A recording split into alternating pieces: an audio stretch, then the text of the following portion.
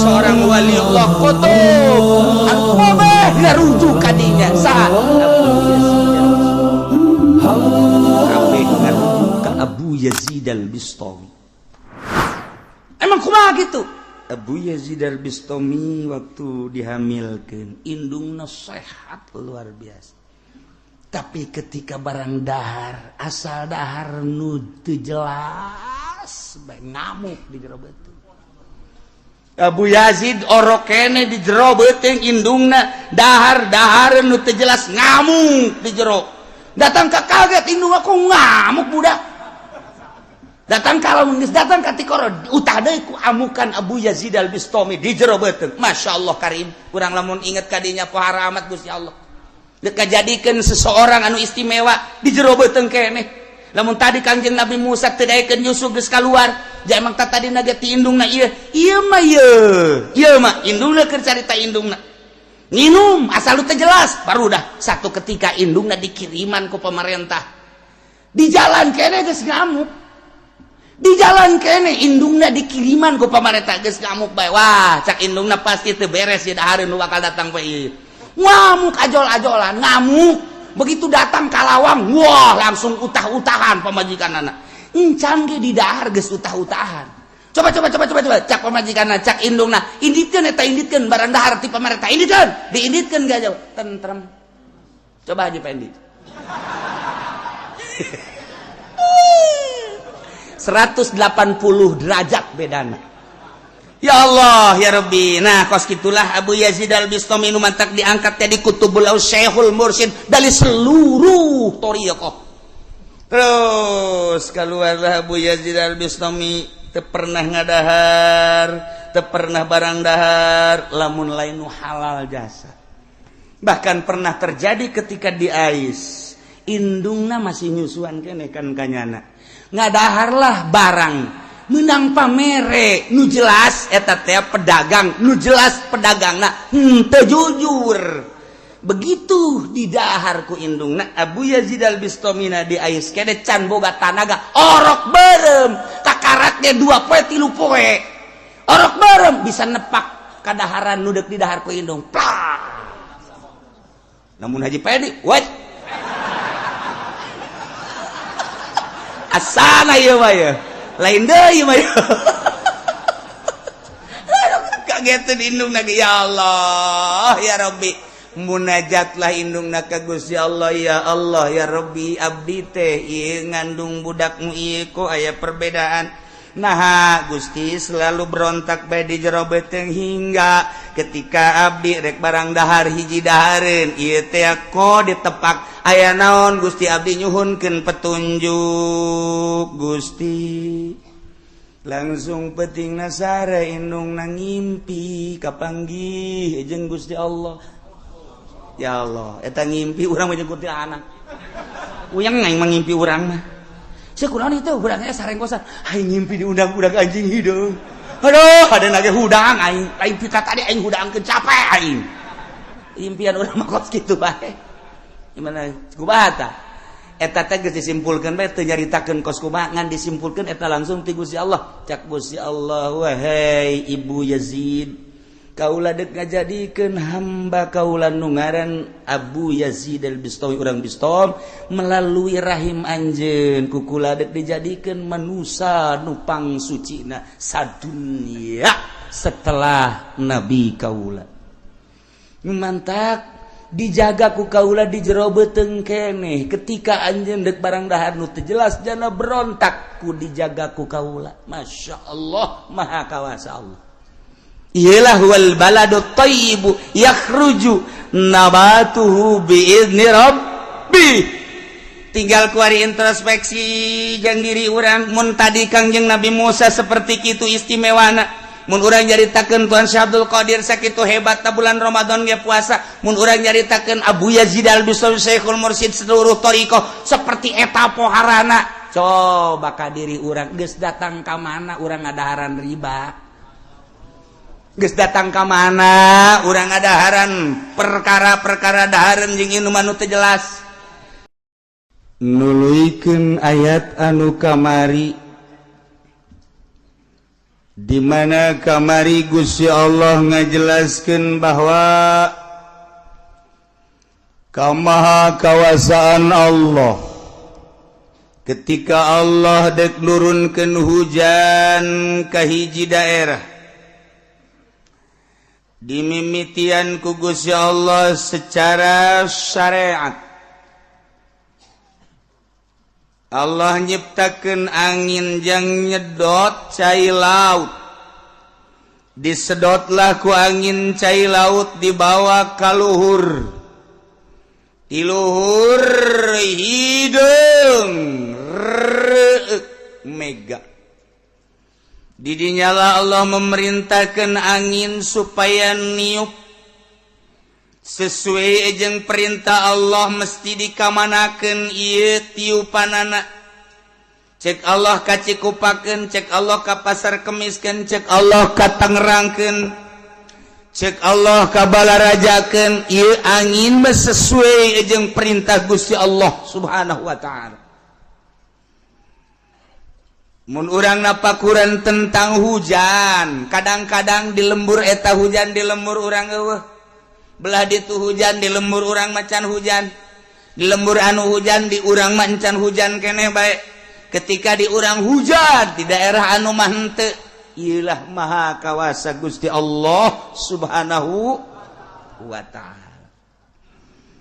Ketika eta hujan teh diturunkeun sesuai jeung perintah Gusti Allah, di daerah mana nu ku Gusti Allah diperintahkeunana diturunkanlah, diawali ku kilat, diawali ku pendahuluan heulan guludu. Kitulah Allah Subhanahu wa taala dek nurunkeun hujan. Kemudian hujan nu diturunkeunana teh henteu sambarangan. Lantaran hiji-hijina tetes hujan teh ieu aya malaikatan. Wa akhraja Abu Syekh aidan anil Hakim qala balagani annahu yunzalu ma'al matar minal malaikati aktsaru min waladi Adam wa waladi Iblis. Diturunkan babarengan jeung hujan malaikat leuwih loba tibatan anak Adam jeung tibatan anak-anak Iblis ku loba-lobaan. Per tetes aya malaikat nu ku Allah dititah ngabarengan cai hujan.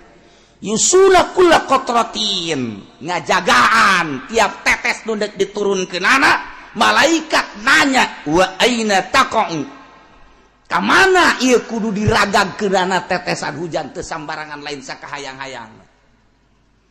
Wa man yarzuqu zalikan nabat, saha anu dek dirizkian melalui hujan ieu teh engke jadi jang saha, malaikat ieu perintah Allah Subhanahu wa taala. Masya Allah. Ketika Allah dek turunkan hujan-hujanna hujan rahmat, malaikat didinya langsung bebeja ka Gusti Allah. Siap abdi dek turunkeun cek Gusti Allah, turunkeun di Cilongok supaya jararadi berbagai tatangkalan-tatangkalan supaya salelubur buahan aing deudeuh ka urang Cilongok lantaran nurut sa Cilongok kabeh ka aing. Masya Allah. Benang deui saminggu malaikat bebeja di Gusti. Ya hujan diturunkan di mana ya? Iya mah turunkan anak di Jakarta. Bentuknya naon ya supaya jararadi atau lain banjirkan cek Gusti Allah di Jakarta. Lantaran judi gak aya di Jakarta, istana banjirkan istana. Ayo siap banjirkan.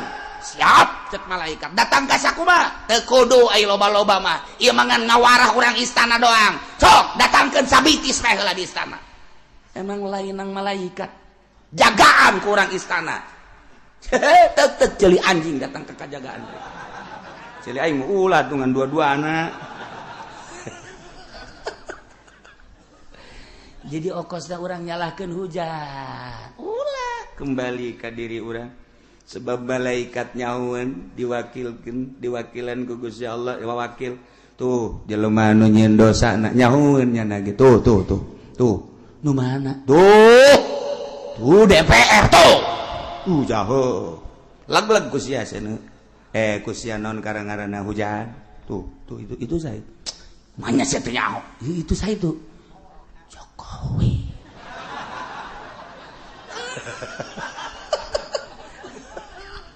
Aduh, iya tuh. Malaikat ya Allah ya Rabbi lain lalagaan. Yusuna kulla qatatin wa aina taqau. Ngajagaan tetesan-tetesan undek diragakeun ka taneuh emang lain malaikat ya Allah ya Rabbi. Wa aina taqau di mana kudu diturunkeunana jeung ditibakeunana bebeja malaikat ka Gusti Allah. Wa mayyur zaku dalikan nawat jeung saha nu bakal dibere rezeki ye melalui cai hujan ieu nyahoeun malaikat jadi titah ku Gusti Allah. Ya Allah ya Rabbi, teu daya teu upaya urang. Ketika hujan ieu hujan rahmat, ketika hujan ieu hujan siksa, geus aya catetanana di Gusti Allah melalui malaikat. Urang tapakuran geura gitu. Aya hujan gede luar biasa turun ti jam 1 gede. Engke eueuh deui jam 2 rat gede deui. Ke eueuh di sakedeuk rat jam 3 subuh gede. Masalah jasa sugan aya banjir beurang teh aya. Kunaonna tuh hujan jam 10 rat setengah jam banjir santero. Tapakuran ku urang. Lamun saluluguna hujan doang teu bisa bandingkeun jeung nu kamari hujan. Di jam 1 peuting rat, jam 2, jam 3, jam 4 datang ka subuh gede jasa hujan. Masalah biasa bae, sepak bae. Tapi di jam 10 hujan, datang ke jam 11 ge henteu, kunaon banjiran. Haju keanehanana daerah nu luhur kok banjir, daerah nu handap kok henteu. Tapakuran, coba kurang. Ye, teh hujan, Masya Allah, horenganan malaikat.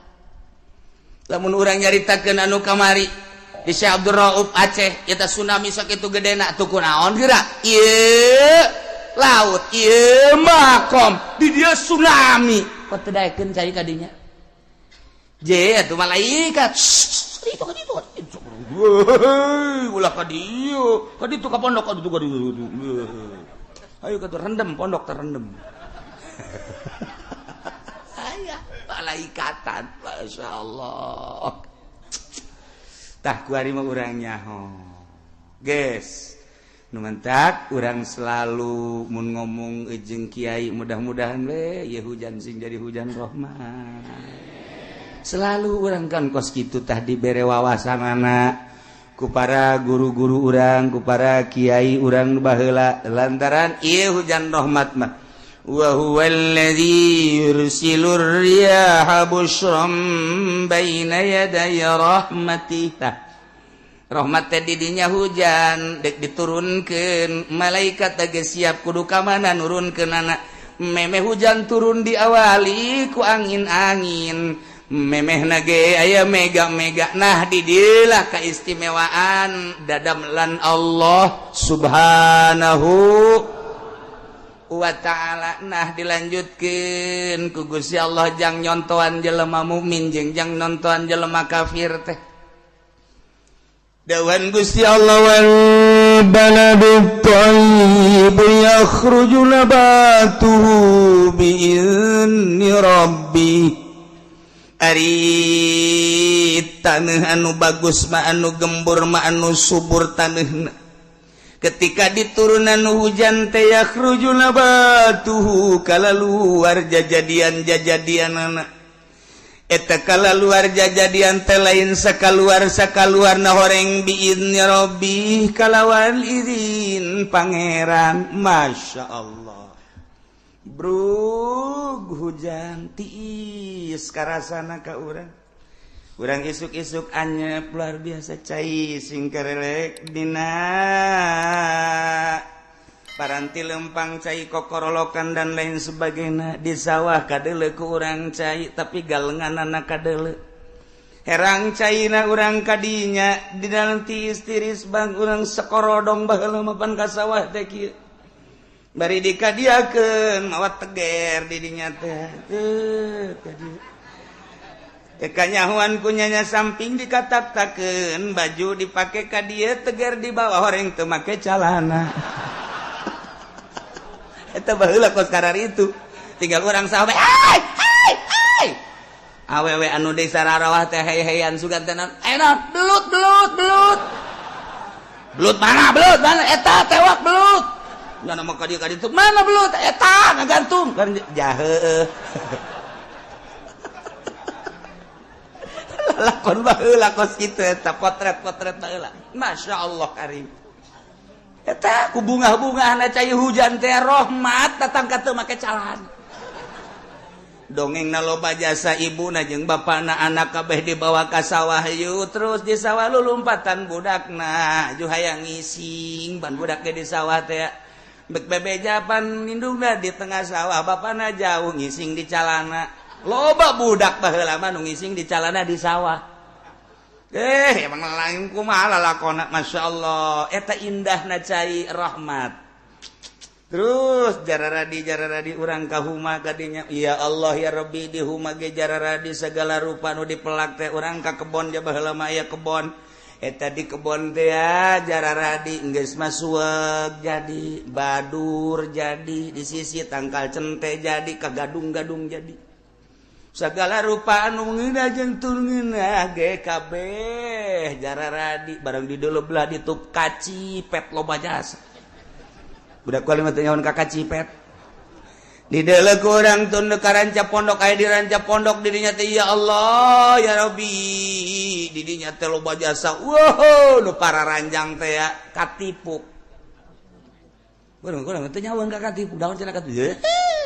Eta makanan khas pasar Kemis. Wow, ngeunah jasa.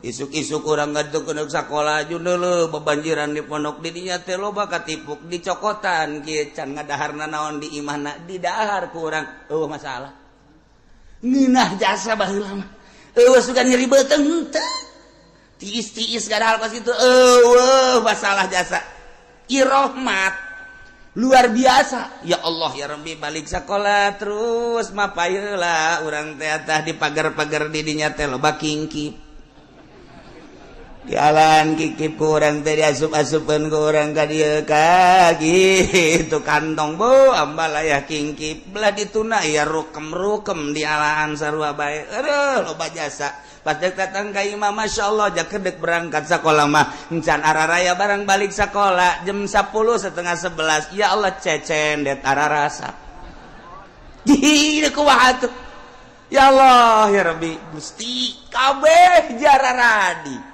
geus kacipet, geus cecenet, geus cente, geus bangsa segala rupa. Ya Allah. Pohara. Ta eta teh rahmat tuh kos kitu jararadi. Jatah tadi gecek malaikat di mana abdi kudu nurunkeun di dinya. Nek dijadikeun rahmat jararadi. Waduh, pare gori jararadi. Teu kudu di pupuk-pupuk cara kuari di deuleu ku patani bari ngarokol lisong fut di deuleu dihandap ya Allah lauk cek kecepeng geus puguh lauk betik mah jeung betok endet segala rupa lele leutik embal aya di juru-juru sawah teh geus teu kudu makenan naon nyokot bae sair sakumaha nu bapa kolotna dicokot baheula aja datang ka imah dikeretan teu kudu dikeretan ku indungna pek kumbah-kumbah gua taina ge digoreng tanyakeun ka kolot baheula emang aya anu micenan taina aja eueuh barang di dahar teh hulu dah heula ngagecrot amis taina tadi dipiceran baheula emang anu dipiceran henteu hei pohara teu kebal loba nu lulumpel hibran usimna eta teh usim simet mulai urang nyokot pangitik di teu ka kolot urang kabeh ge lapor ka kolot ka dieu coba heula mais manggang morogo poos mais manggang morogo poos potong poos tah kudu kumaha tuh hasi hayang mais hayang morogo hayang ngarogo mais be mais potong pelebah mais hayang ngarogo potong pelebah ngarogo nun teu lapor heula ka emak urang ka indungeun ka bapa urang atuh poos teu menang je baheula bahasa dikitukeun trak meunangan boh diisikeun kana botol eta potret-potret baheula di zaman-zaman Bung Karno masyaallah masa-masa indah masa jelema jalalujur jeung adil masa-masa wanon gitu ngaranna kitu lalai keluar pas tepat waktuna asal maghrib keluar diojok-ojok ku budak teh keluar memeh maghrib asup deui lalai baheula mah nurut asup deui cak lalai ngeganggu gua belum maghrib lo asup deui lalai jujur baheula lumantak cek abah almarhum coba deulean cing coba lalai geus aya keluar tancan di deuleu geus bah magrib geus yakin jasa asal lalai keluar magrib hiji mangsa mah di deuleu kukula teh geus keluar tan lalai geus bah di deuleu ih gak kurang 10 menit manja lalai geus keluar geus bah orang santri tas ngojok-ngojok santri teu beres mah ti baheula tah miheulaan bae cak abah teh ulah sok diojok-ojok eta karunya sia ulah eta asal diojok asup deui tapi lalai eta lalai baheula bae nurut coba anak urang kuari magrib di mana-mana eleh ku lalai bolon eta anak urang kuari ya Allah ya Rabbi zaman indah jasa nu kamari ngeunah jasa simet digoreng ngeunah lele digoreng seungit betok digoreng seungit kuari mah ngomong beutu teh macan ayana eta doang beungeut sia atuh heuh sih tapi ngeunah aju pentingna lantaran patani mah terus mirunan masyaallah ngepul kaluhur ja aya tiris pat baheula di daerah Pasar Kemis mah sarua jeung di Lembang Bandung baheula mah weh indah jasa magrib teh siduru urang di dinya jam 7 jam 8 aju lantaran dirinya siduru maksudna mah supaya haneut belah dituna aya huma aya dangder cacawenean dikorek di jero nu boga nama teu nyahoeun eta zaman potret baheula ya Allah ya Rabbi kajahoan ku nu bogana sae nu ngaledangder ieu manganu cenah atuh lain dicokotan ulah di kieu cabut tabek jeung mamang ge moal nanaon jujur jasa cabut bae cabut cek anu dicokotan kitu jeung mamang ge teu nanaon atuh supaya ge paling cenah beak 10 tangkala supaya cabut eta ngeunaheun kana hate kan ngeunaheun coba kuari hei cari cokotan kapulisikeun sia ku aing urusan dangder beak keboh hiji pan eta zaman teu beres eta kuari baheula mah masyaallah karim teu kebal usim cabe pan di dieu nomor pang bagus cabe sa Indonesia cabe Cilongok ye sia masuk teu percaya bae tanyakeun ka urang dieu aduh aing mah bangun ngalelewe ka aing sia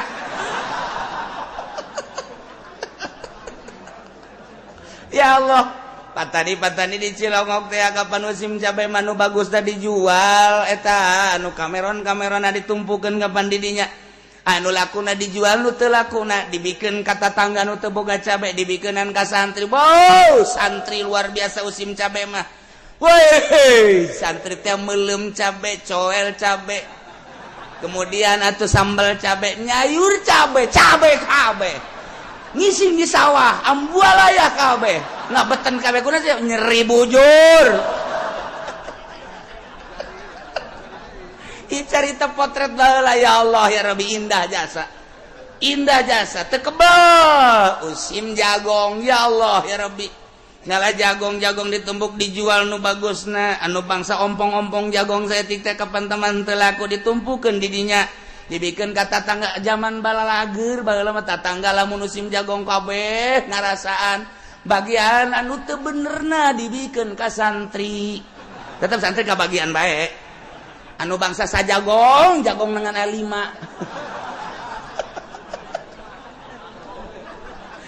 gele 5 siki atau tetep santri mah wow mantap dikereutan kunyanya dicacak di sayur atau santri emang kumaha gitu boro-boro jagong nya mah tangkal kalapa dicacak di sayur santai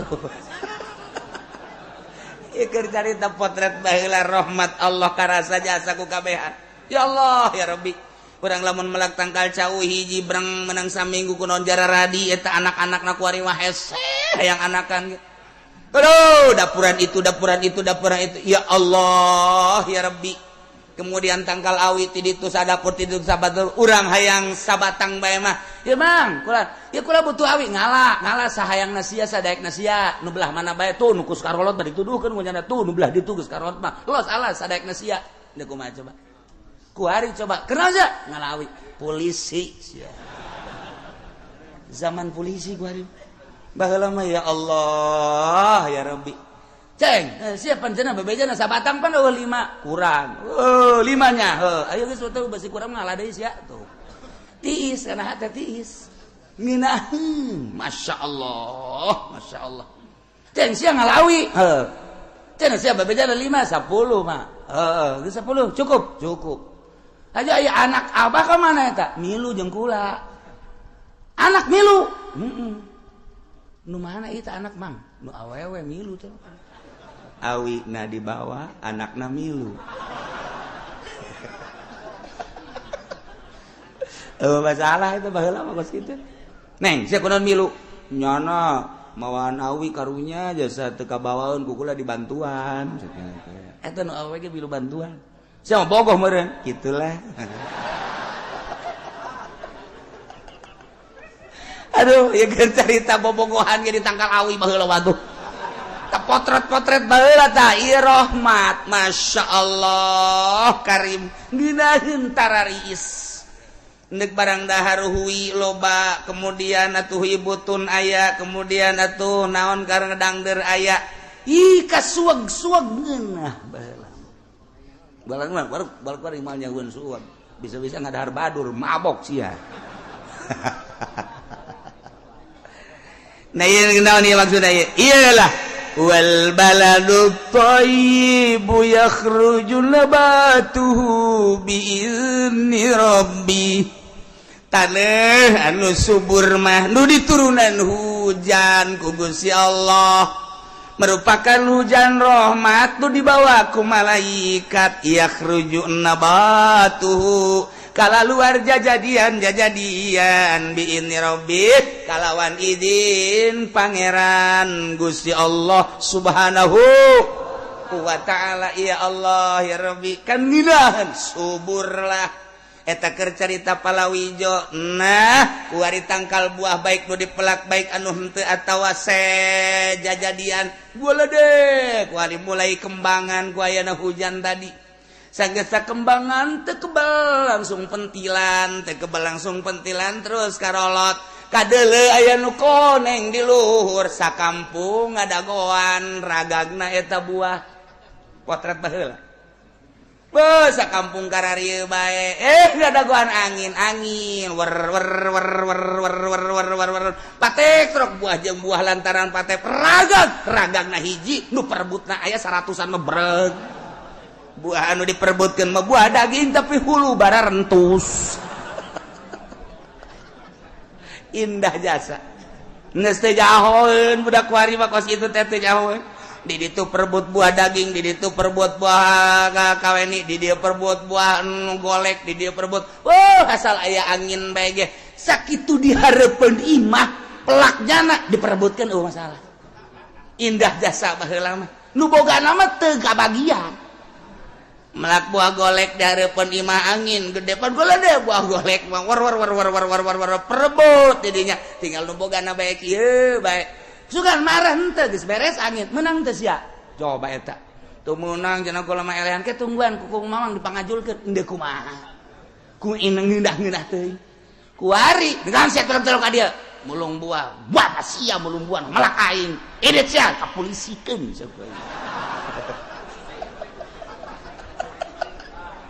jauh jasa nu mata hirup anu lada belah ditu indah jasa geus pokona hirup nu belah ditu indah jasa nu hirupna kuari geus teh nyaho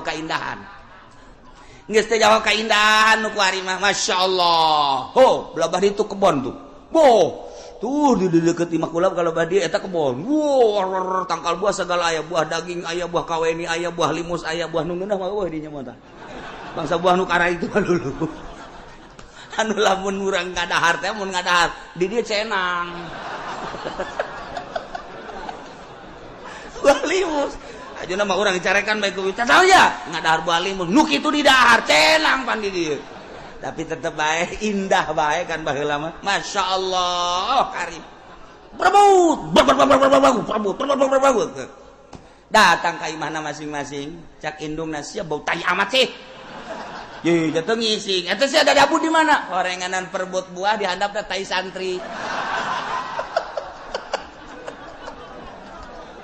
aduh geus pokona indah jasa zaman eta mah ngeunaheun jasa neule potret-potret ka tukang indah napar eueuh bendu eueuh bendu babarengan buah nusa atau buah nusa bareng bae geus kabeh sumur hiji ku kabehan geus.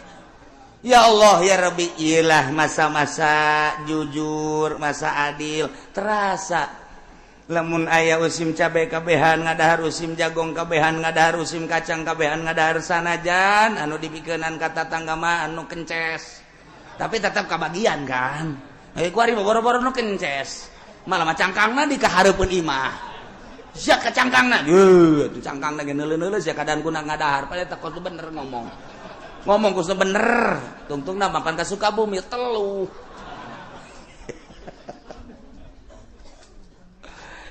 indah jasa. Nah eta keur carita hujan diturunkeun ka taneuh anu subur efekna sagala rupa jararadi geus pugu nu dipelak nu dibelak berbagai jukut jararadi tatangkalan jadi kembangan jadi buahan dinikmati ku kabehan ilah gambaran jelema mukmin Masya Allah. Ketika Allah dek ciptakeun manusia di jero hatena iman lain sakadar iman tapi dek dikembangkeun ta eta jelema mukmin anu hatena mulus bagaikan taneuh anu subur hujan teh hujan anu bakal nyemprotkeun kana taneuh subur anu bakal jadi ieu adalah wahyu Allah Al-Qur'anul Karim. Ketika Al-Quran disorotkeun sot ku hiji kiai anu ikhlas eta hujan ngaranna Al-Quran wahyu Allah disarupakeun kana hujan lantaran osok nyuburkeun disorotkeun kana hate jelema mukmin bray jararadi di jero hate teh mengembang di jero hate kesuburan-kesuburan ayat-ayat suci Al-Qur'anul Karim dihujankeun melalui malaikat hujan wahyu ka jero hate teh mulai kuali berkembang wudu salat puasa zakat haji sodako jariyah dan lain sebagainya ialah hujan wahyu anu asup ka jero hate kuari ngembang nu tatadina teu wudu kuari wudu nu tatadina teu salat kuari salat nu tatadina Ramadan bung puasa jadi puasa nu tatadina teu daek bunga haji jadi haji nu tatadina teu daek sodako nu tatadina teu daek jariyah suburlah wahyu nyorot ke jero hate nulir teu beda jeung hujan nu dihujankeun kana taneuh anu subur ieu ge sarua bae jaradi kuari bisa diperebutkeun ku jelema Masya Allah sakumaha tangkal buah hayang nu ngora aya hayang nu mengkel aya hayang nu asak aya nu buruk ge aya sarua diperebutkeun ku jelema sorotan-sorotanana ieu wahyu teh nu butuh wudu nu butuh salat nu butuh puasa nu butuh berbagai-bagai diperebutkeun ku jelema kos kitulah wal baladut thayyibu nabatu yakhruju nabatu biidzni rabbi. Masya Allah nu mantak beda jeung kafir ai kafir mah dibahasakeunna ku Gusti Allah walladzi khabutha la yakhruju illa nakida ari taneuh anu teuas ari taneuh anu sempit ari taneuh anu teh subur didinya pinuh ku babatuan-babatuan pinuh ku kitu naon gara-garana anu bangsa teu ngajadikeun kana jajadian pinuh ku batu-batu pinuh ku seplit pinuh ku segala rupa anu bakal nanduskeun na ieu mah taneuh sanajan dihujanan layak ruju nabatuhu teu daekeun kaluarkeun kana jajadian hujan mah hujan tapi teu daekeun kaluar jajadian illa nakida kecuali hese anu luar biasa. Nah ieu taneuh tesubur pinuh ku batu hujan turun teu daek jararadi kitulah gambaran jelema kafir hatena lir teu beda jeung taneuh anu liat taneuh anu teuas disorot ku wahyu Allah geus puguh wahyu nyorot ka jana ngabalir bae kurang kumaha pinterna Abu Jahal lantaran taneuhna taneuh batu langsung tina baham Kangjeng tina lisan Kangjeng ngabalieur kurang kumaha Abu Lahab je pinter jasa teh tokoh Mekah anu lain lalagaan Abu Lahab datang ke aya dina Al-Qur'an tabbat yada Abi Lahabil wa tab ma aghna anhu maluhu wa ma kasab eta saya naron za lahab wa imratuhu hammalatal hatab fi jidha hablum eta teh Wahab Masya Allah lain lalagaan kurang kumaha wahyu nyorot mantul teu daekeun bae tah Abi Lahab Abu Jahal, Abi Lahab, Sufyan dan lain sebagainya. Eta taneuhna diciptakeun ku Gusti Allah liat pinuh ku batu. Sorot teu daekeun. Kuari urang mah kuari alhamdulillah ibarat taneuh mah meureun urang mah taneuh subur. Ulah ka amin baheubah henteu.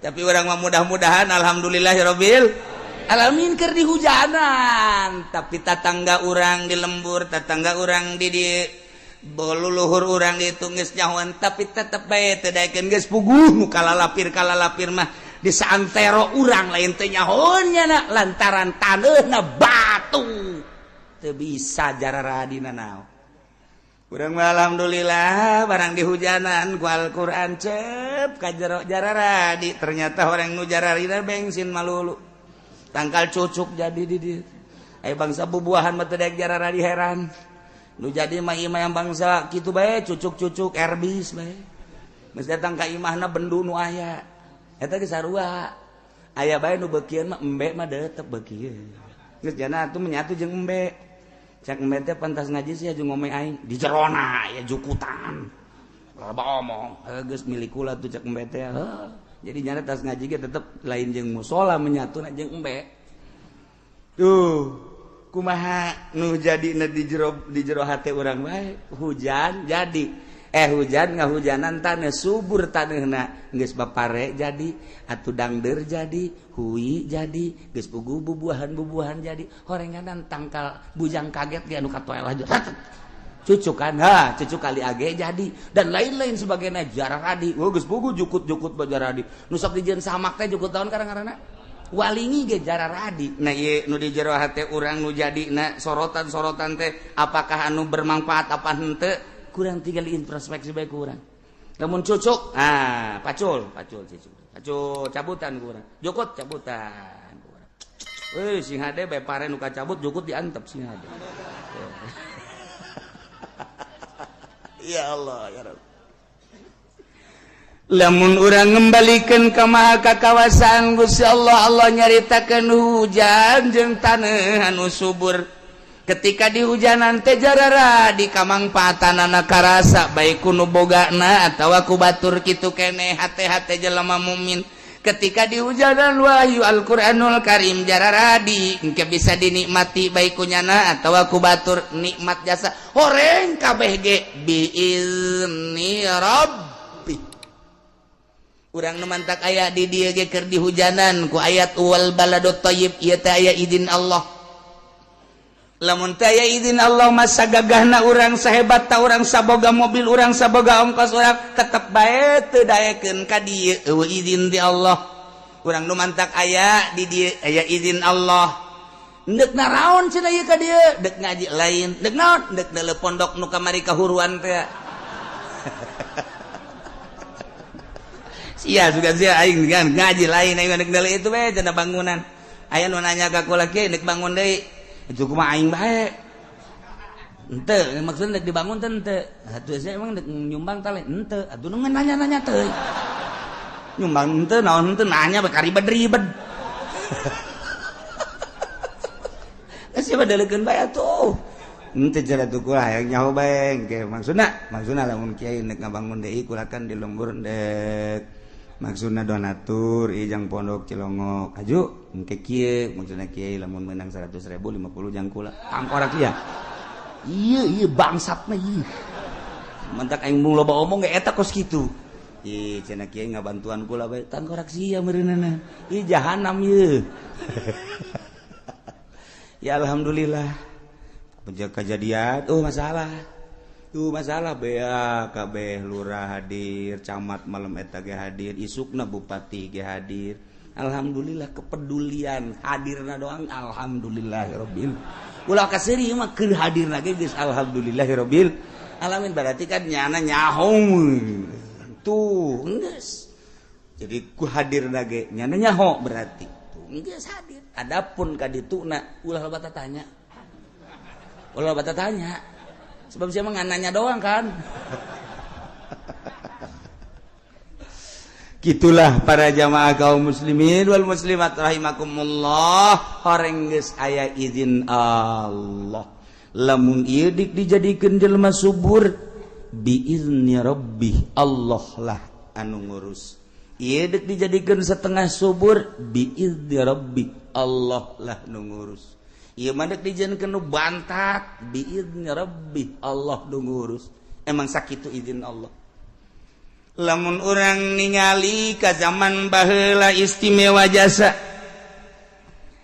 ai diurus ku Gusti Allah mah dek disuburkeun contoh Kangjeng Nabi Musa alaihis zaman Raja Firaun anu dahsyat luar biasa kasienan ku informasi tukang sihir tina impian Raja Firaun kus kasieunana bakal aya nu ngagantian kerajaan tahtana maka teu meunang aya budak lalaki termasuk orok bolo kunaon atuh Kangjeng Nabi Musa ka kawasan Allah lahir di saat rit seperti kitu lahirlah Kangjeng Nabi Musa kasienan indungna besi terbunuh sebab lain puluh lain ratus ribu di Mesir anu dibunuh Israel anu dibunuh ka kawasaan Firaun teh Jazirah eta baheula bunuh bae geus pokona daripada nyana ngegele aing tapi maha kawasa Allah lahirlah Kangjeng Nabi Musa ku kasieunana indungna secara manusiawi diasupkeunlah ka jero peti terus dibungkus rapi nyanggakeun Gusti sadaya-daya abdi ti Gusti anak abdi ge nu Gusti cenah deuk disalametkeun nu Gusti cenah deuk dibunuh ku batur ku Firaun nu Gusti abdi mah geus leupas tanggung jawab abdi kasieunaan Gusti mangga nu Gusti dipasrahkeun ka Gusti lot ka laut kunaon atuh mengkol ke tempat mandi tuan raja coba bayangkeun tak otak urang cak Siti Asia itu naon itu angkat dayang angkat bawa ke istana bawa begitu coba buka begitu dibuka blak orok lalaki maha kawasa Allah col Firaun iya moal salah nu bakal ngagantian aing iya bolo keheula ka cek pamajikanana kan orok-orok nu di negara urang nu kudu dibunuh pan ieu macan kanyawan orok ni mana jehe urang kan teu boga anak saha nu nyaho ieu teh ngajadikeun berkah kana kahirupan urang ulah dibunuh lamun nu di negara urang ka kawasaan kakak bunuh sama kabeh tapi ieu mah pan teu nyaho ti mamanana meureun ieu nu bakal ngalawan orok anu bakal ngagantian kakak ieu oge nya maha kawasa dibereheun tapi Firaun dibereheun bener-bener moal salah anu bakal ngabantuan kana kerajaan kakak kember sinambungan kakak nya adab antep gede ieu lain caritana eta musuh di dalam rumah sendiri maha kawasa Allah Masya Allah kos jelema nu nyandung musuh na pamajikanana paneta di luar majanya da tararis barang asup ka jero alhabatan neraka jahanam ya aing kunaon jeung neraka cagana teh nah orok sapoe ceurik teu daek nyusu wah coba tayangan nundaknya nyusuan wah berbagai potongan susu darah-rata siapa kunaon heran ngono jeung serikeun ka aing maksudnya nu kuli nyusuan aya nu segede kieu tapi pengker aya nu gede tergantung kumaha susu ngaranna ge di timur tengah ieu aya nu gede nu kurang dicekel ku dua ge gede keneh wae ieu de kuli ayo cak Firaun coba nu mana bae coba susu nu ieu susu teu daekeun balem we Kangjeng Nabi Musa coba nu ieu teu daekeun coba ieu teu daekeun coba nu ieu teu daekeun kabeh bingung teu daekeun kabeh ieu kumaha tuh ieu sapoe dua poe teu daekeun nyusu pae coba teh angan deui jak indungna aing deuk kuli nyusu kawasan Allah deuk kumaha aing deuk ka istana deuk kuli nyusu aing datang katanya lapor siapa saya nama anu mau apa saya mau kuli nyatain coba sugan kemana watuh barang dibuka wah Siti Asia kayak gini gue pada jaga amat ya Firaun kayak hebat amat ya budak atau indungna ikir cerita waka kawasan Allah ya Rabbi babarian Gusti Allah balik indungna ka ditu Kangjeng Nabi Musa na diteuneun di istana wayah nyusuan kadinya apa eta coba bayangkeun ku urang atuh kunaon eta Firaun ku bodoh-bodoh teuing cak urang mah tanya isi indungna tah lain sih nu bener sih indungna nya atuh kitu kan teu geus pokona mah daekeun ka si eta bae pacar lain indungna maha kawasa Allah deuk kumaha tuh deuk nyieun musuh di jero istana deuk lain deuk nyaritakeun dongeng Kangjeng Nabi Musa engke eta mangke bakalna buur rame jasa nu bangsa huisan mah asana moal kaburu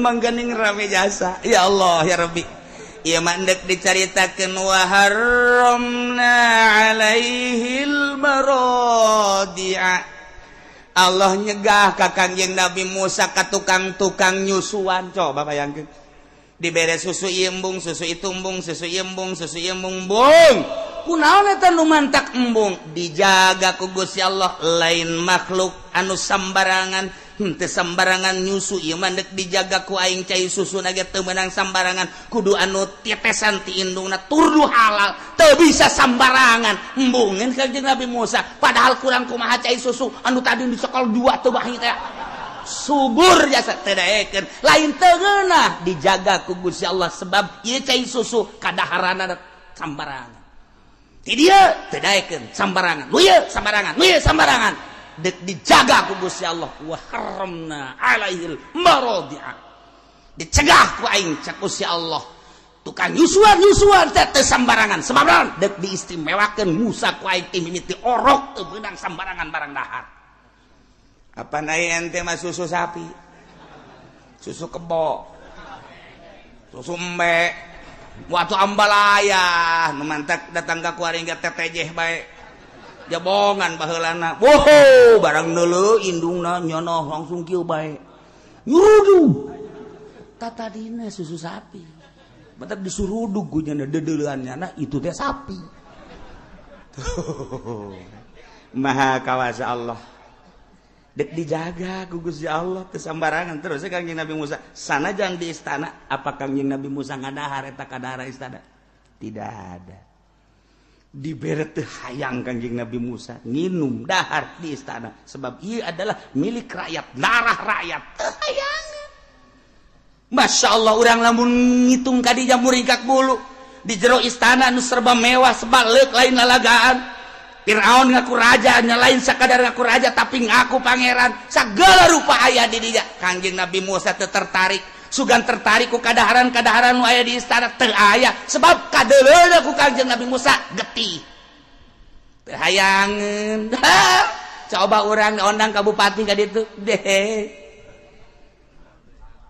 geus madahar di dinya geus siap kantong yang merekat jadi nu musibah lainnya na bae anak jeung pamajikan ge bakal kena ieu kana musibah geus badahar di dinya nginum di dinya dahareun sagala rupa eta teh kapan getih lantaran duit rakyat disuguhkeun ka kiai kumaha Haji Pendi mah nyambutut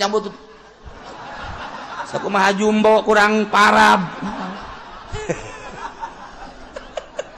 sarwana jeung Haji Podoli iya nu bahaya mah kaji enjangnya nama merekat dibawa berkat ka imah. Ojo tulak cangkeng nih dari bapak tuh kan, bapak mah hebat kan. Weh, diundang oleh bupati makan. Eta sasar lain ku sorangan ku nyana doang. Lain ku nyana doang ku anak pemajikan. Didahar ku anak, didahar ku pemajikan. Itu cucu ya, sini masih ada tuh makan jeung incu. Mulai kuari dur bae zohor Allahu akbar masyarakat ke masjid nu tadi ngadahar berkat mah akibat berkat di bupati adzan teu kadenge adzan di deuleu ku Haji Pendino pada tidur lu ngapain udah adzan tidur diuk jadi di kursi peureum. Emang mawaan ka ibadah dahar di kos gitu ente. Sebab naon? Racun. Urang manu di deuleuna teh kapan eta teh indahna jeung ngeunahna sesuai jeung watak sungut urang. Cak sungut urang ngeunah amat eta teh da jeruk amis, ngeunah amat eta teh apel, ngeunah amat eta teh anggur, ngeunah amat eta teh pasakan padang dan lain sebagainya. Watak deuleu ka jerona duit rakyat teu pernah dibagikeun kana semestina, getih jeung nanah. Naman tak kiai Golkar tilok hararusu ge salatna. Tetep jeli datang ka husu bae ge wani sumpah aing mah. Ya cenah ki uci sombong, aing sombong emang sekali-sekali. Ya aing ge teu husu masalahna. Aing ge nu teu ngadahar teu husu komo nyana. Ye cek nyana ulah sok kitu kiai, can pugu kiai mah teu husu kiai kami mah ye. Aing mah sebab naon boga anggeran ti Kangjeng Nabi. Bensinna di mana Kangjeng nyarita namun sika dinyakeun ngomong naon soek teh ku aing tadi siang ngomong ka aing sombong-sombong tah Kangjeng nyarita tah kumaha dahareuna ayo sia nu di luar teh nyahoeun sia rugi kajen kumaha ge ieu mah keur carita nah masalahna ieu Kangjeng Nabi Musa dijaga ya Allah ya Rabbi. Terus datang ka gede dijaga sebab naon deuk dijadikeun pelopor anu luar biasa teu sambarangan. Urang dongeng Kangjeng Nabi Musa na kuari di zaman Kangjeng Nabi urang Kangjeng Nabi Muhammad sallallahu alaihi wasallam aya seorang waliullah kutub anu kuabeh ngaruju kadinya saha Abu Yazid al-Bistami Syekhul Mursyid seluruh torikoh dek torikoh Tijaniyah dek torikoh Utsmaniyah dek torikoh Ghazaliyah dek torikoh Satoriyah dek torikoh Qadiriyah dek Naksabandiyah Qadiriyah Naksabandiyah jeung berbagai torikoh kabeh ngarujuk ka Abu Yazid al-Bistami. Emang kumaha gitu? Abu Yazid al-Bistami waktu dihamilkan indungna sehat luar biasa. Tapi ketika barang dahar asal dahar nu teu jelas bae ngamuk di jero beuteung. Abu Yazid orok kene di jero beuteung indungna dahar nu teu jelas ngamuk di jero. Datang ka kaget indung aku ngamuk budak. Datang ka tikoro utah deui ku amukan Abu Yazid al-Bistami di jero beuteung. Masyaallah karim, urang lamun inget kadinya pohara amat Gusti Allah. Deuk kajadikeun seseorang anu istimewa di jero beuteung keneh. Lamun tadi Kangjeng Nabi Musa teu daekeun Yusuf geus kaluar, ja emang tadina ge ti indungna ieu. Ieu mah indungna keur carita indungna. Nginum asal teu jelas, baru dah satu ketika indungna dikiriman ku pemerintah. Di jalan keneh geus ngamuk. Di jalan kene indungna dikiriman ku pamarentah geus ngamuk bae. Wah, cak indungna pasti teu beres ya dahareun nu bakal datang bae ieu. Ngamuk ajol-ajolan, ngamuk. Begitu datang ka lawang, wah langsung utah-utahan pamajikanana. Encan ge di dahar geus utah-utahan. Coba cak pamajikanna, cak indungna, inditkeun eta inditkeun barang dahar ti pamarentah inditkeun. Diinditkeun ge aja tentrem. Coba Haji Pendi. 180 derajat bedana.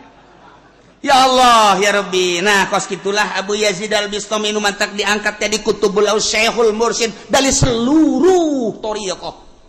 Terus keluarlah Abu Yazid al-Bistami teu pernah ngadahar, teu pernah barang dahar lamun lain nu halal jasa.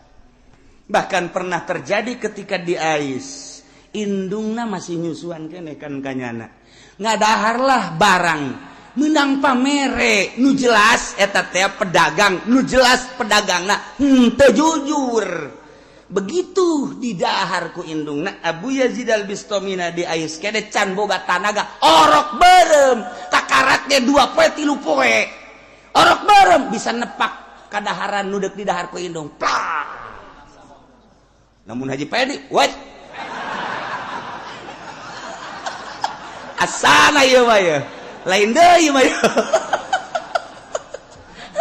kageteun indungna ya Allah ya Rabbi munajatlah indungna ka Gusti Allah ya Rabbi abdi teh ieu ngandung budakmu ieu aya perbedaan nah Gusti selalu berontak bae di jero beteng hingga ketika abdi rek barang dahar hiji dahareun ieu teh ko ditepak aya naon Gusti abdi nyuhunkeun petunjuk Gusti langsung peting nasara indungna ngimpi kapanggih jeung Gusti Allah.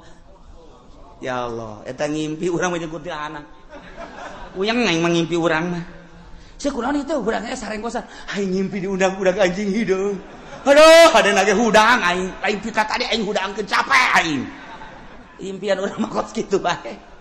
Gimana kumaha tah? Eta teh geus disimpulkeun bae teu nyaritakeun kos kumaha ngan disimpulkeun eta langsung ti Gusti Allah. Cak Gusti Allah, wahai Ibu Yazid kaula dek ngajadikeun hamba kaula nu ngaran Abu Yazid al-Bistami urang Bistom melalui rahim anjeun ku kula dek dijadikeun manusia nu pangsucina sadunya setelah nabi kaula. Mantak dijaga ku kaula di jero beuteung keneh ketika anjeun dek barang dahar nu teu jelas jana berontak ku dijaga ku kaula. Masyaallah maha kawasa Allah. Ialah wal baladut thayyibu yakhruju nabatuhu biizni rabbi. Tinggal kuari introspeksi jeung diri urang mun tadi Kangjeng Nabi Musa seperti kitu istimewana mun urang nyaritakeun Tuan Syekh Abdul Qadir sakitu hebatna bulan Ramadan ge puasa mun urang nyaritakeun Abu Yazid al-Bistami Syekhul Mursyid seluruh thariqah seperti eta poharana coba ka diri urang geus datang ka mana urang ngadaharan riba. Geus datang ka mana urang ngadaharan perkara-perkara dahareun jeung inu mah nu teu jelas. Ketika urang jadi pamarentah geus datang ka mana urang barang dahar anu teu jelas lain selain gaji urang. Ketika urang dagang, ketika urang tani dan lain sebagainya. Bener ge ieu kabeh ge meunang Allah meureun mun urang teu bener ku Allah urang deuk dikanarakakeun meureun naudzubillah min dzalik wa min dzalik. Maha kawasa Allah ngajagaan hambana Gusti Allah di jero beuteung keneh terus datang ka kuari ge nu dijaga ku Gusti Allah ya Allah ya Rabbi moal kebal deui abdi teh ieu baru menghadap ka Gusti ketika abdi menghadap ka Gusti tengah-tengah negara anu keur lain lalagaan ramena informasi teh lebih cepat daripada kekuatan cahaya terjadi di dia Amerika geus aya terjadi di Inggris geus aya. Berita-berita tersebut ya Allah ya Rabbi saat menjaburna hujan HP nu dijaga ku Allah mah teu hayang saat menjamur televisi nu dijaga ku Allah teu hayang saat menjamurna riba nu dijaga ku Allah geus teu hayang geus lain nyaritakeun haram halal nya geus dibere embung bae ku Gusti ditanya ge ieu haram apa halal sabodo siangan aing mah dibere embung bae ku Gusti dijaga ku Gusti Allah. Mun eueuh nu dijagaan ku Gusti Allah hancur umat teh kumaha. Carita riba geus dihalalkeun, carita haram geus dihalalkeun, berani kuari mah. Lamun urang nyaritakeun tentang maling, korupsi geus ambalaya teu dijagaan ku Gusti Allah. Mun urang nyaritakeun tentang mabok zina geus teu dijagaan ku Gusti Allah. Kaheureyan mata jeung ceuli geus teu dijagaan. Sal Allah Maha Kawasa Allah biizni Rabbi aya jelema nu bertahan. Hampangeun ku kawasa Allah, hampangeun ku irodat Allah, hampangeun ku kekuatan Allah, hampangeun ku daya Allah seakan masalah nyanggakeun sadaya-daya mah di maneh kula-kula ih nya teu hayang ieu cacak cacak-cacak nu dijagaan ku Gusti Allah dek pikumahaeun kuat lamun di Pandeglang nu dijagaan ku Gusti Allah ajur sa Pandeglang Serang nu dijagaan ku Gusti Allah ajur Serang Tangerang mun nu dijagaan ku Gusti Allah ajur Tangerang Jakarta mun nu dijagaan ku Gusti Allah ajur Jakarta ngan aya keneh nu ku Gusti Allah dijagaan nu hampangeun mamawa keapikan kawaroan teu kudu nyaritakeun di kitab teu geus kitu bae ku Gusti Allah jauharna zatna diciptakeun sakumaha Allah nyiptakeun Abu Yazid al-Bistami embungeun ti jero beuteung keneh sakumaha Allah nyiptakeun Kangjeng Nabi Musa embungeun barang dahar sakumaha Allah nyiptakeun junjunan alam Kangjeng Nabi urang Kangjeng Nabi Muhammad sallallahu alaihi wasallam babarieun Gusti Allah masyaallah karim.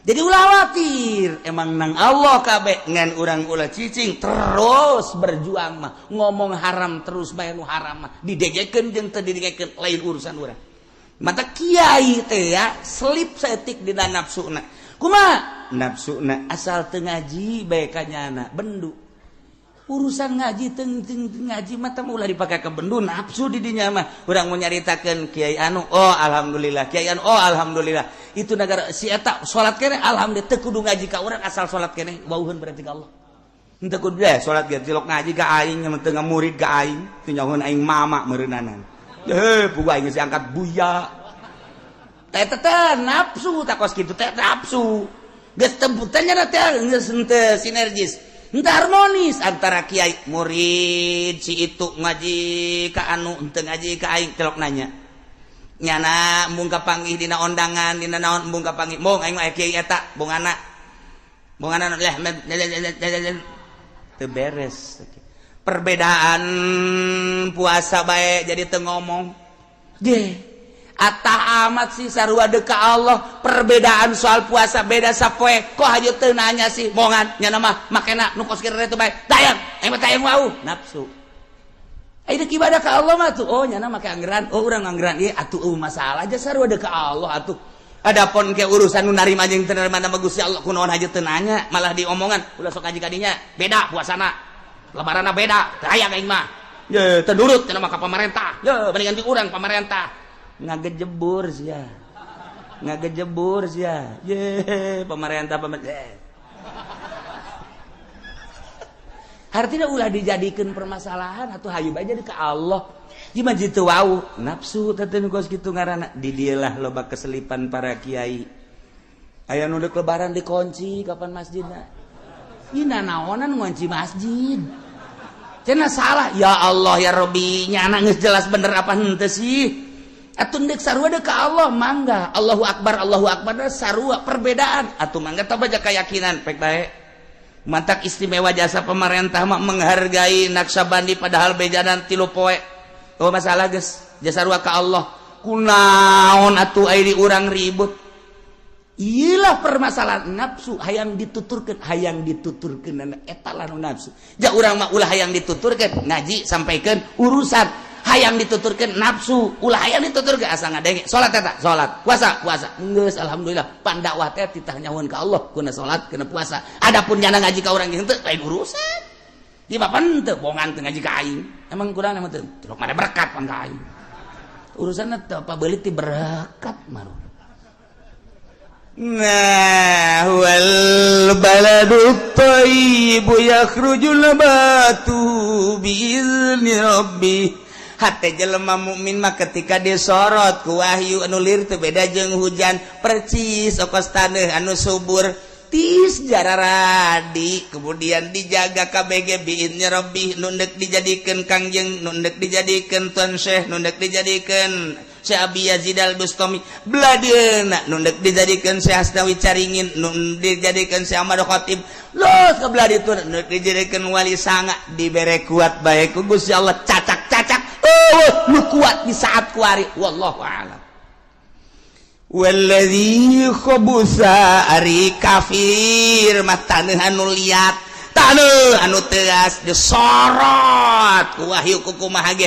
percis kos taneuh anu pinuh ku batu dihujanan ku kumaha ge teas luar biasa teu daekeun jararadi kitulah kadzalika nusarriful ayati liqaumin yashkurun.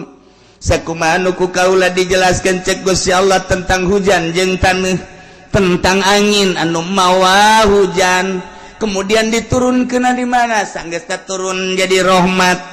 Na ieu nusarriful ayati, kaula nu agung ngajelaskeun kana berbagai ayat jang saha liqaumi yashkurun, bikin kaum anu berterima kasih ka Gusti Allah, nu bersyukur ka Gusti Allah. Gusti abdi nuhun anu luar biasa hese nyaritakeun kanuhunna ka Gusti ngan abdi mah ieu mah dideuleu ku gerak abdi bae. Di saat batur kafir, batur munafik, abdi mah alhamdulillah saat batur dararangkal abdi mah alhamdulillah kasorot ku ayat-ayat Gusti ieu sorotan ayat Gusti asup ka jero hate abdi sehingga jadi tarariis engkena, jadi kembangan engkena, jadi buahan natijahna hasil daripada sorotan wahyu anu asup ka jero hate urang teh memperbaiki wudu, memperbaiki salat, memperbaiki hirup. Ngomong ku ari rada diatur ceuli tepati didengekeun anu teu mangpaat bakitu keneh mata, ieulah buah daripada wahyu Allah. Urang bersyukur ka Gusti abdi hirup teh moal kebal deui meureun jang geus kolot pasti bakal menghadap ka Gusti maha uningan nu mantak abdi ngaji ge meureunan abdi deuk dipersiapkeun jang bidadari. Husnuzon burung. Kos itulah kaayaan. Jadi lembur abdi nu gagah, jadi lembur abdi nu sugih ku Gusti teu disorot bak wayu Gusti geuningan teu daekeun ngaji haju salat teh henteu. Haju amburadul malah genggengan jeung jajawaraan. Naudzubillah min dzalik Gusti. Janggakeun eta ge makhluk Gusti ngan hadena abdi mah henteu disapertikeun kitu ulah kukumaha. Ngan hadena abdi mah henteu dijadikeun saperti kitu. Abdi mah dijadikeun sakumaha kahayang Gusti nu nu bagus ya deh anu dipake karidho ku Gusti. Ieulah korenganan nusarriful ayati liqaumi yashkurun. Henteu nyahoeun timbul angin ti mana, henteu nyahoeun ieu cai nu disedotna ti mana, henteu nyahoeun ieu hujan nu dihujanan ti mana. Nah, urang ge sarua wahyu mana anu bakal disampaikeun ditiupkeun ku kiai mana anu bakal nyorot ka jero hate urang teu nyaho. Tinggal urang mah bersyukur bae alhamdulillahirabbil. Seperti kamari kula poe Jumat nikahkeun ta kapicung kemudian balik Jumat teh di dinya teh aya tamu, ternyata orang tamu teh orang Washington. Kula ngobrol ti jam 10 datang ke jam 11 nyana teh deukeut teu sabaraha jauh ti istana Obama. Kemudian ngobrol nyaritakeun tentang Washington cek nyana teh kiai masyaallah luar biasa perkembangan di Amerika. Kukula ditanya kamari ge haol ti dieu aya anu ti Amerika ngaranna Abdul Aziz eta mati kitu California. Kukula ditanya sabaraha jam eta teh ka California cek nyana sekitar 11 atau 12. Wah jauh cek nyana. Kula mah di ibu kota Amerika Serikat. Nah ti dinya lah kula dek nyaritakeun tentang perkembangan Islam ketika Amerika nyerang ke Irak, balik di Irak ternyata arasup Islam. Lain dongeng bohong berarti eta. Kuari geus ribuan di Washington sehingga ieu presiden ge kageteun kok ieu bisa kos kieu sehingga ngototlah umat-umat muslimin di Amerika nu aya di Washington hayang ngabangun masjid. Karena di ditu Yahudi aya kesulitan, ternyata di Cia aya salah satu Cia nu asup Islam. Masya Allah, iyalah kekawasaan Allah jeung rahasia Allah. Masya Allah karim. Nyanalah nu asup intel Cia ka parlemen Amerika memohon supaya ngebangun masjid, diizinanlah lantaran nyana sorangan balik ke Amerika asup Islam. Dibangunlah di tengah-tengah kota Washington. Wah, masjid megah na luar biasa, bagaikan istana. Kuari arasup ka masjid eta sanajan di luar mah ieu tentara kararieu we masalah. Jadi ketika Jumatan tentara Amerika ngajaga ge lain naon lantaran besi ngayakeun kitu teror-teroran teroris. Belah ditu dijieun gereja ge anu dijieun masjid. Sehingga kuari terjadi pembahasan di Washington tentang perkembangan Islam di Amerika.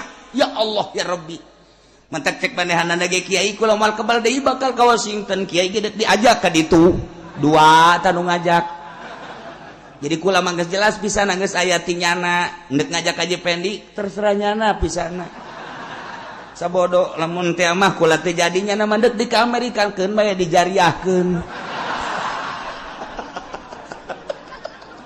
geus teh diharapkeun balik ku kula ge lain lalagaan orang bebeneran Masya Allah Karim perkembangan Islam luar biasa kok boleh ditanya Islam nu mana ieu aya Islam ahli sunnah wal jamaah aya Islam wahabi aya Ahmadiyah nu dibiayaan ku mereka Islam Ahmadiyah masjidna megah-megah Islam Ahmadiyah eta mah orang buatan Amerika. Nah ahli sunnah ayah kuat ahli sunnah wahabi ayah lah kesabara beda cek jana ahli sunnah wahabi menurut penting mah ulah Ahmadiyah nya lagi nyahuan.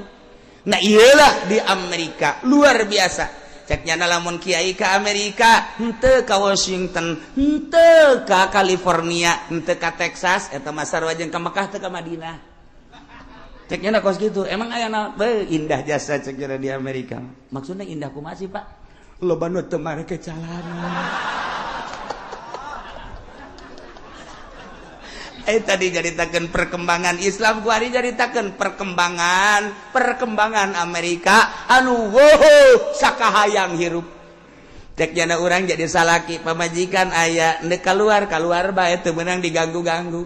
Bersanding jeung lalaki nu sejen salila manehanana suka atuh suka terus bae. Iyalah Amerika.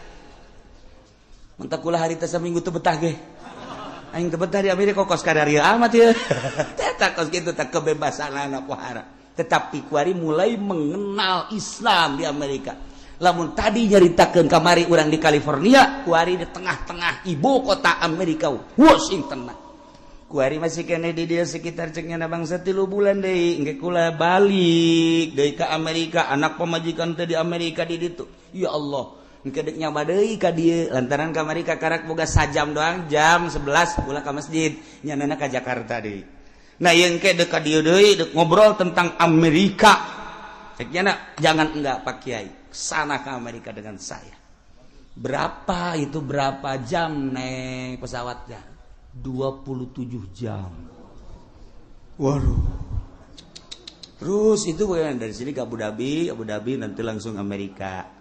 Itu sholat horenganan kapal Emirat buatan kapal Emirat di jerona yang musolaan ya Allah di urang mah imah ge musolaan horenganan lu jurusan Amerika aku kali tanya kok itu kapal bisa ada musola saking banyaknya orang Amerika yang masuk Islam maka warga Amerika memohon kepada Emirat supaya membuat kapal di dalamnya ada musolanya. Ya Allah ya Robi wartawan ge tilok nyaritakeun kos kitu nyahuan aing jeung wartawan kapal Emirat ke saya itu cekulnya di dalamnya bagaimana di dalamnya ada kompas ketika lurus Baitullah kita selalu ikut ketika belok nanti kita ngikuti kompas aya di jerona ku dongeng doang mahes yang meningkat dari itu bayu satu-satunya kapal wayang musolaan adalah kapal Emirat itu juga dipakainya cuma satu jurusan Washington karena lamana di luhur pesawat lilana di luhur pesawat Masya Allah Karim tekuat Amerika ge bahkan aya satu syekh waduh jam naik wallahu a'lam